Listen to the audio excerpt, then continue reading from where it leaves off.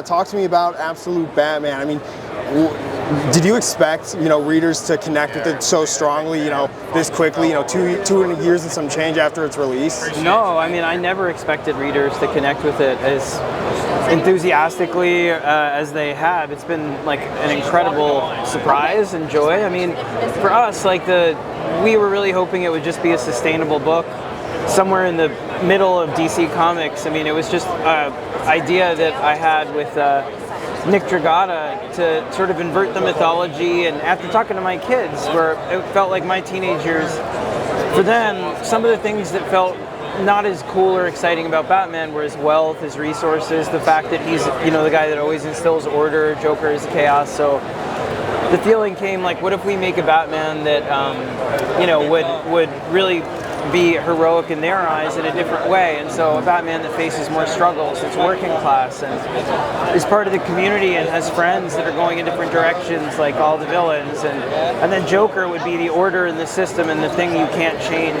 the wealthy and the powerful kind of entrenched. And so I was hoping that people would connect with it, but we never expected at all the response we got. So I'm so grateful to everybody, as is Nick, for such a wild response.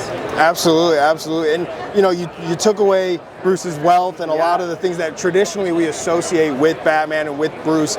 Once you took all that away, what did you realize is actually essential to making Batman Batman? Yeah, that's a great question. I mean, what we realized, kind of stripping him down to the studs, was just that at the end of the day, all he is a boy who suffered a terrible trauma, like the worst thing that can happen to a kid, and he uses that as fuel to make the world better and be a hero rather than let it turn him into a villain.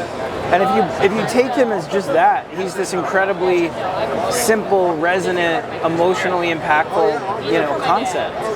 And so everything else you can change, I realized at that point. Like the wealth, the cave, the cars, the butler, the suit, everything, his size.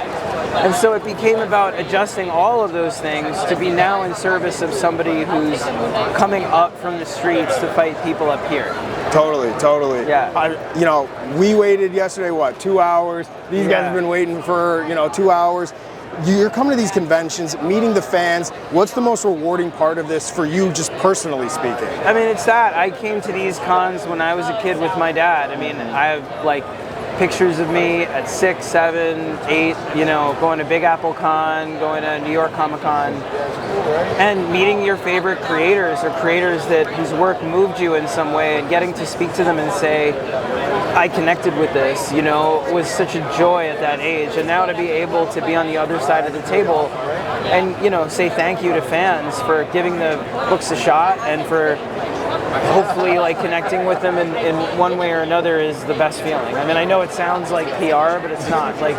Me and the creators I hang out with, like Capullo and Dragata and Jock, and we love doing it. I love coming here and getting to say thank you and listening to how people reacted to the books, good and bad, all of it, Yeah. So it's the best part. And then I get to hang out with friends that you don't see a lot that are other creators from around the world. So Totally. Yeah. Let's switch gears real quick. Let's talk about the show. How faithful do you want it to be to your own comic? I mean, should someone who's read every issue still be surprised with the animated series? Yeah, I mean, there's always things that change with an adaptation. Adapting Witches, the biggest thing was realizing that there's more room in different places when you're doing animation or TV, because things that take up a splash take up a split second, and things that take up more room in TV sometimes can be compressed or skipped over in comics. So there's a lot of surprises coming, I think, in terms of moments you haven't seen, backstory we haven't heard, all kinds of stuff like that. So we want to stay very true and faithful to the book in terms of its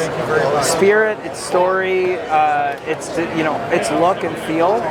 But there will be a lot of things in it that I think will also be new to readers of the comic. Yeah, the artwork is it's part of the book. It's such a strong aspect of it.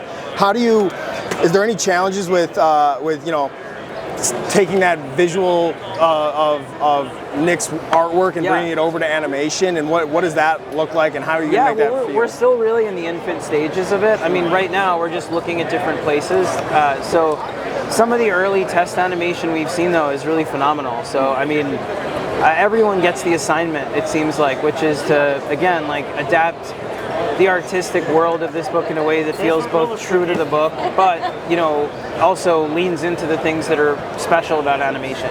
Yeah, totally. Yeah. Any release window yet? Any estimated No, date? it's too early. Too early for that? Yeah. Too early for that? Yeah. Okay, okay. I went on the subreddit last night. I don't know if you're on it, but I asked fans what they wanted to hear, what they wanted to ask you. Sure. I got this overwhelmingly. Have you ever seen a fan theory get so close to something that you're actually planning that it made you nervous or even made you rethink anything?